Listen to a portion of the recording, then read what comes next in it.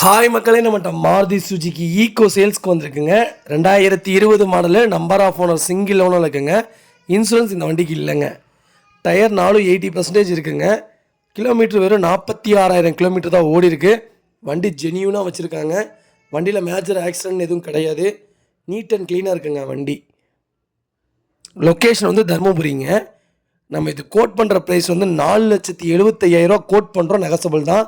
நேரில் வாங்க, கம்பல்சரி அனுசரித்து கொடுத்துட்லாங்க.